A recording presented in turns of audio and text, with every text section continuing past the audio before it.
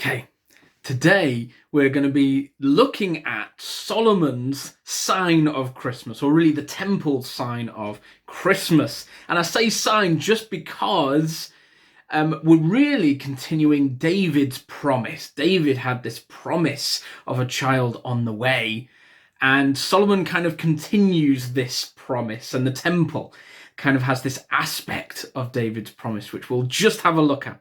So, our reading, which we're going to look at, is from 1 Kings chapter 8, verses 26 to 30. And it is just after Solomon has built this temple, which he's saying, yeah, the Lord did promise that a building would be built by Solomon, but we're going to look into what Solomon says about this temple, what's really going on. So, verse 26.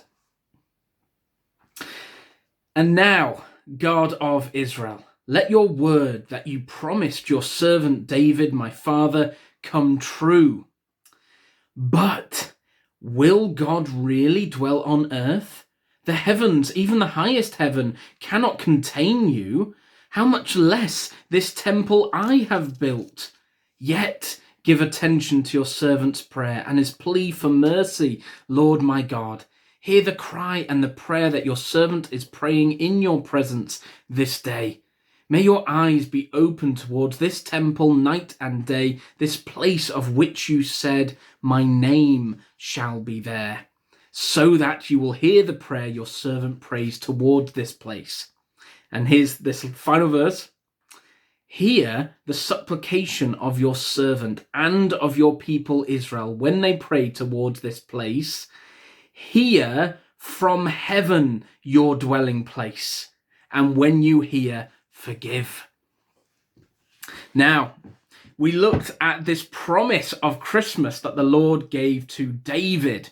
And what the Lord said is, I myself will build a house, a home. And really this aspect of a house for the Lord, a place where God can live with us on earth, is a really big aspect throughout the Bible. And it begins obviously in Genesis when we leave this presence of God, when God's no longer living with us. We left his home. And then in the Exodus, that's another thing, building this tabernacle. And the point of it, there's loads of teaching that's going on just in the structure. But part of the reason for this tabernacle was so that God could live with his church. He could live with his people and they could talk to him.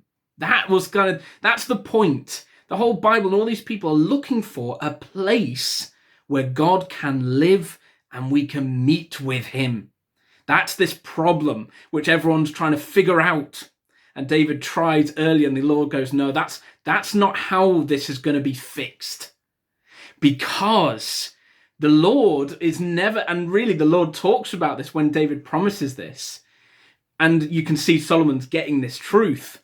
No building, no place on earth can contain God. Because, as Solomon says, even the highest heavens can't contain him. So how much less a building? No building can contain the fullness of God. But the truth and this kind of joyful truth of Christmas is this. A building, a human building, cannot contain God, but a human body can. Not a building that we made, but a body that you have prepared for me, as Psalm 40 talks about, which we might have a look at another time. But that's this aspect of Solomon and the temple. They're desperate for a place where the Lord's going to live. And they know this child's coming, but the Lord's going to let them have this building as a sign. But notice, even Solomon knows, no, this isn't really your house.